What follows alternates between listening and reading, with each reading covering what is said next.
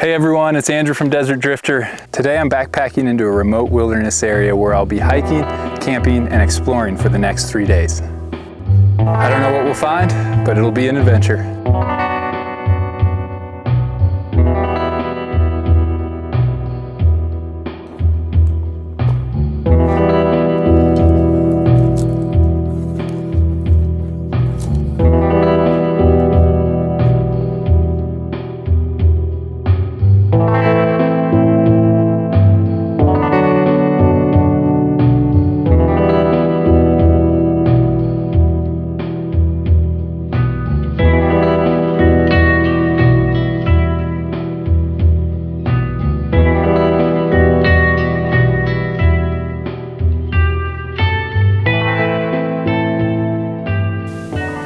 Okay, so I'm in the vicinity of where I was hoping to camp. There's kind of like two little canyons that converge here, and so I'm hopeful that there's water somewhere at this confluence. So I'm going to go down in that wash and check it out, see if I can find any water.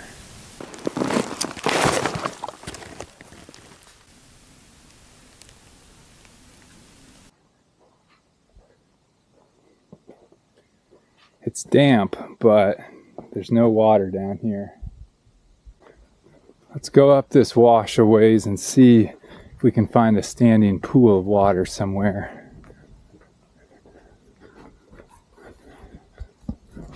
These cottonwoods are good signs. It doesn't mean that you're going to always find water where cottonwoods are, but they're a tree that needs a fair amount of water to grow. Yeah, I couldn't find anything but mud. I probably covered close to a mile in total, and yeah, nothing. All right, so I've got to make moves because I'm chasing daylight at this point. That's kind of how this time of year always feels. Always chasing that sun. I studied my map on the way back, and there's a kind of a big bend in the canyon up ahead, and it looks like this time of year it'll mostly have been in shade all day. I'm hoping that in that shaded spot I'll be able to find some water. If there's not water there, I don't know. We're gonna have to get creative then. I mean, I'm not gonna die out here, but it would definitely jeopardize the trip and make things not so fun. Oh baby, we are in luck. Whew. I was walking up on the shelf and I all of a sudden heard a bunch of birds chirping, and birds like water. So I dropped down into the wash and look what we've got up here. Yep, right in this little shaded spot. Whew, that's a relief. Let's go up top, see if we can find a place to set up camp. I think this will do. Found a little bench up here not too far from the water. These washes drain cold air at night. You know, cold air sinks because it's heavier. So it's always better if you want to stay warmer to kind of get up above the bottom of the canyons. I think I'm gonna drop the bag, maybe do a little scouting real quick around here, just see what's in the area, and then I'll get camp set up. The scout took a little longer than anticipated. The sun's already dropped below the canyon walls, so better hustle and get camp set up.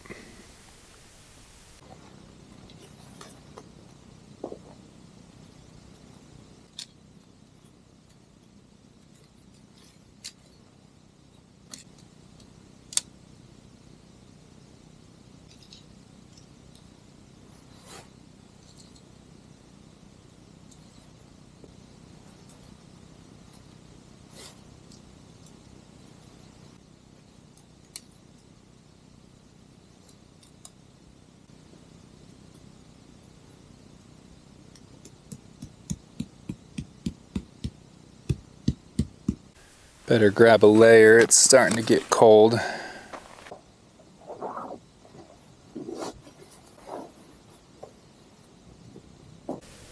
All right, got a bed for the night. Probably should go grab some water before it gets dark.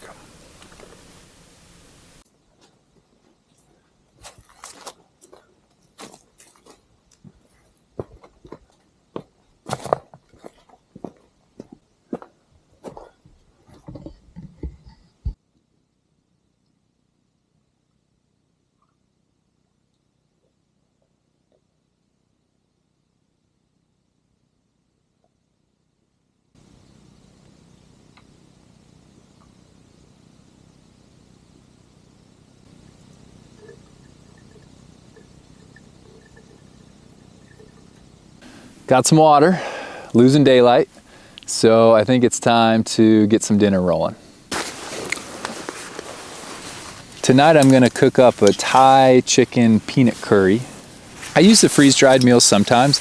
I mean, they're super easy, but they're expensive, and if I eat those things for more than a day or two, I feel like they all taste the same, and my stomach's not a huge fan of them. People ask me a lot, why do you come out here alone? In some ways, I really enjoy how focused you have to be out here when you're by yourself.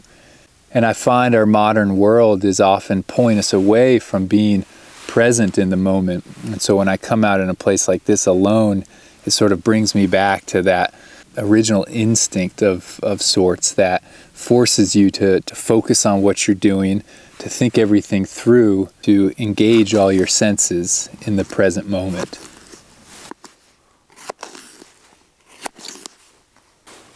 And you got to be smart about what you carry, because obviously it all adds weight, but having some fresh veg out here is pretty good.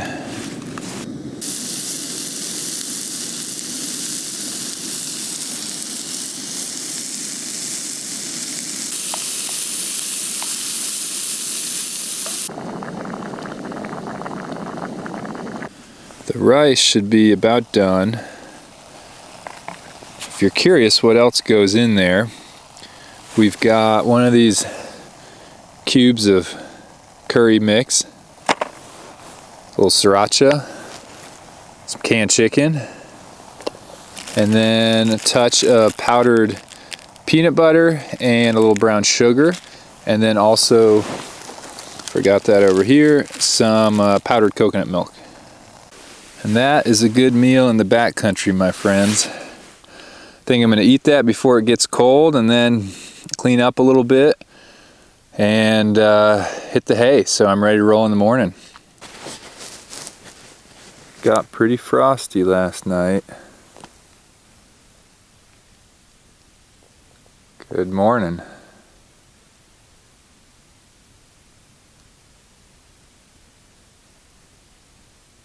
Okay, well, it was colder this morning than I anticipated, so I actually started hiking a little bit to warm myself up. We're heading towards that interesting looking area I saw on the Scout last night. So we'll start there and then keep on moving up canyon. So I decided to leave camp where it was set up, and it'll become a base camp. You know, part of the reason I was looking at this area on the map is there's multiple directions I can go and explore each day. And so I think what I'm going to end up doing is head up one direction today, and then tomorrow head the other direction. Okay, at the first stop of the day, you guys see that up there? That's what I saw from across the way yesterday. Closer look, I guess it's just a granary, given the size of the doorway and the size of the structure. But I think I can climb up this, and I'll take a closer look inside. So there's a bit of loose rock up top here, so I'm not gonna top out on this thing, but figured with the camera you guys can get a decent view. See if I can lighten this up at home.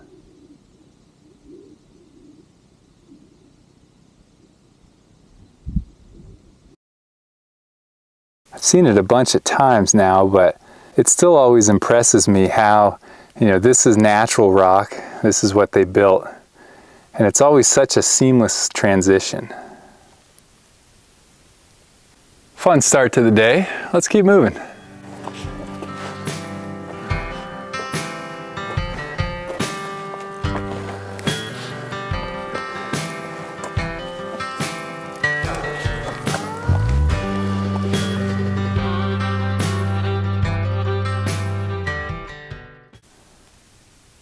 Wow, look at this, guys.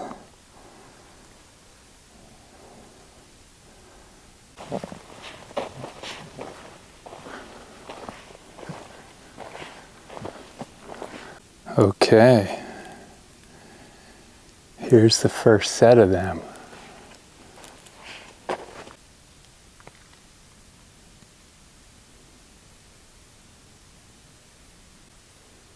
little piece of pottery.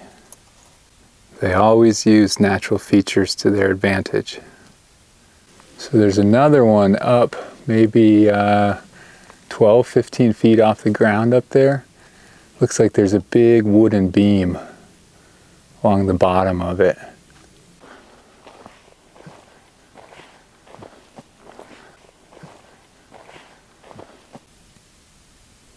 Here's undoubtedly the living quarters. Much bigger, a little harder to reach.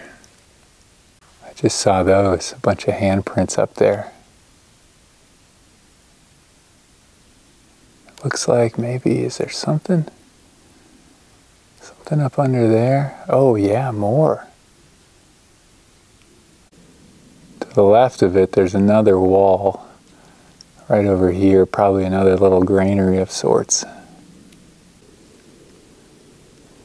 So here's really the only approach up. Once you get up on that, looks like a fairly easy traverse over and up into the little alcove. Somebody at some point has stacked some rocks here. I wouldn't say they're the most bomber foothold, but they'll probably work. So I guess I can set this here and film this first move. This is probably the crux of it all.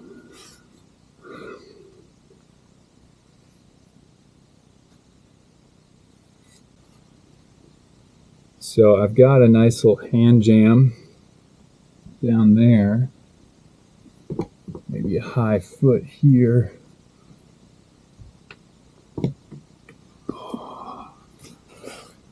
Okay.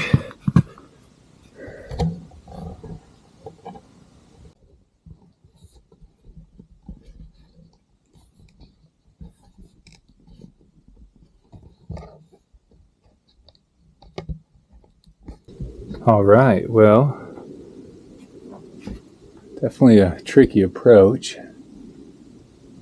But here's the main structure.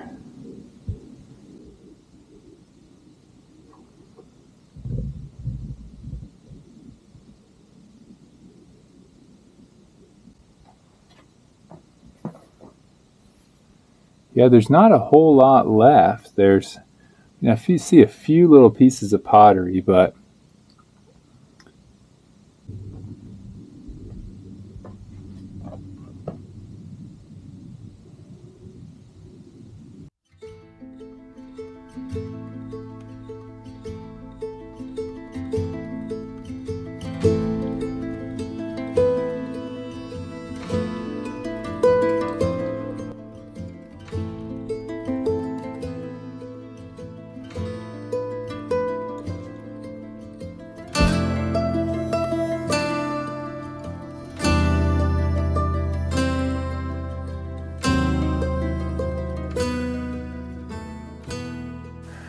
that was cool.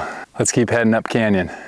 The human history out here is complex and varied. These canyons have been occupied by people for millennia, probably dating back over 10,000 years ago. When you're out in these places, you can find evidence of that. You can see different time periods of occupation, even leading up to, say, 1800s, 1900s. I gotta take a lunch break. I'm starting to feel it. Got some smoked Alaskan salmon, courtesy of my dad and uncle.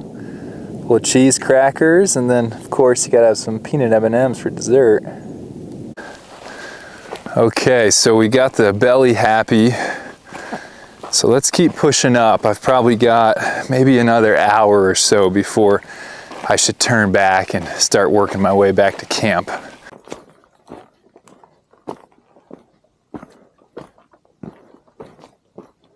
It's such an intricate maze of sandstone and different ecosystems. It makes you work for every mile that you cover. The canyons don't give up their secrets easily. All right, guys, so I'm at a bit of a crux. I was literally thinking, all right, when I round this corner, like if I don't see anything, I gotta head back because I've probably come 5 miles from camp. I got about 2.5 hours of daylight left. You know, you gotta cook, there's just a lot going on.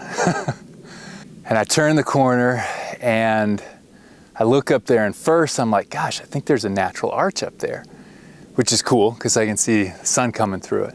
But even more exciting, I look up there and I'm like, gosh, I think I see like a little window, a little doorway up there. So I got the camera out, I zoomed in, and although I'm not 100% sure, I'm about 90% sure that's something up there. I mean, it's gotta be a good 500 to 600 feet off the canyon floor. Batteries are running low. I've got about half liter of water left. Oh, I've been sitting here for like 5 minutes just debating what to do. But the longer you debate, the more time you waste. I think I'm gonna send it. I might regret it, but I'm gonna try to get up there and back. Let's go.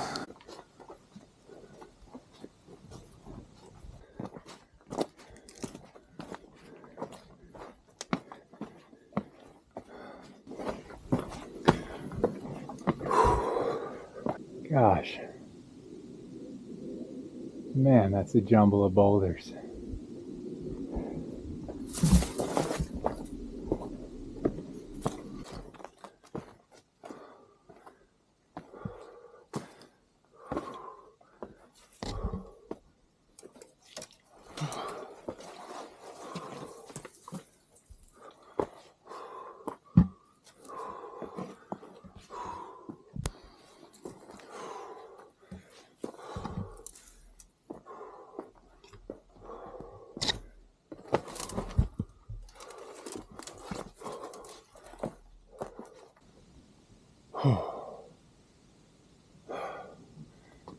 It's hard work, but it's beautiful. Wow.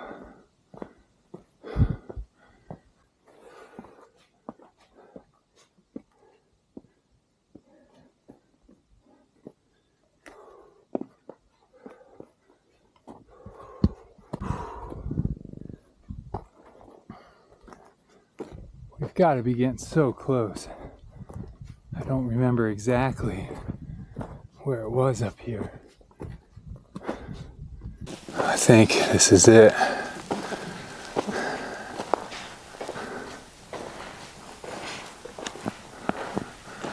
Wow.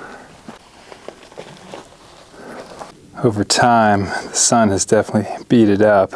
Here's a wall, looks like collapsed. A little bit still standing there. So there's black residue from fires up on the roof here. So you know this was definitely lived in at some point in time, maybe numerous points in time.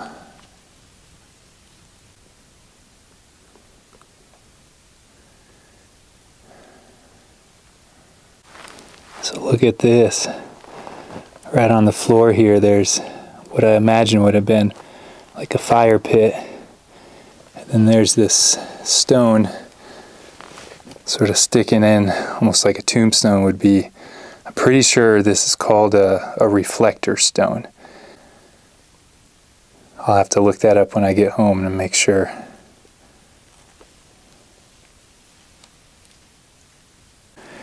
A lot of corn cobs in here.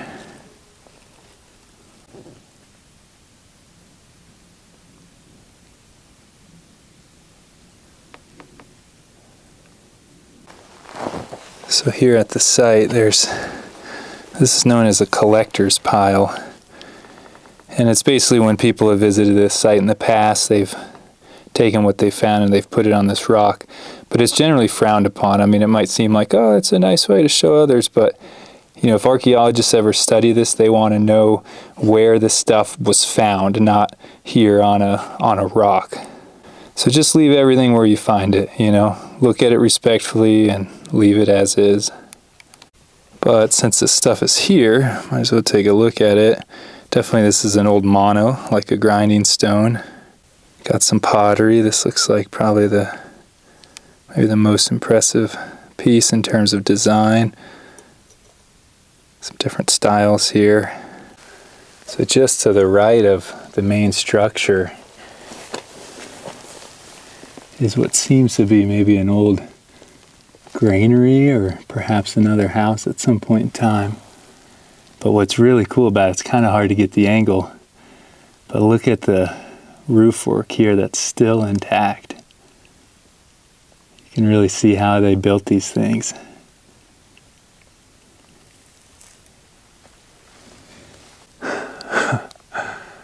Man,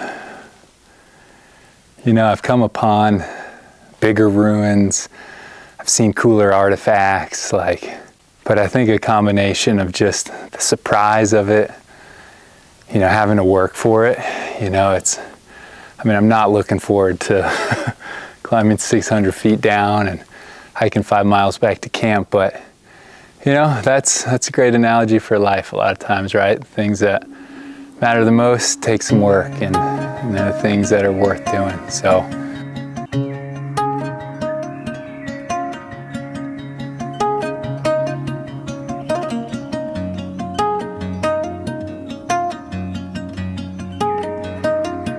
it's just fascinating to imagine the life these people lived. You know, they were just as human as you and I, had the same emotions, the same needs,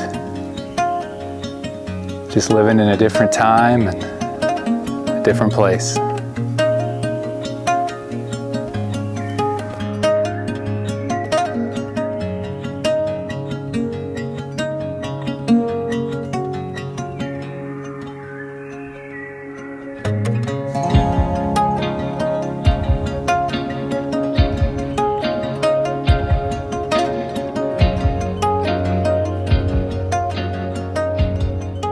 Thanks for coming along with me on this journey. So I think I'm going to make this a 2-part series so that this video doesn't get insanely long. So next week I'll release the rest of this trip. Tomorrow I'm going up in a whole different direction. No clue what we'll find. If you're watching this video a week after it's been released, then I'll put the link to the new video in the description. I appreciate you guys coming along on the journey. If you've watched this far, you know, kudos to you. I'll catch you guys later.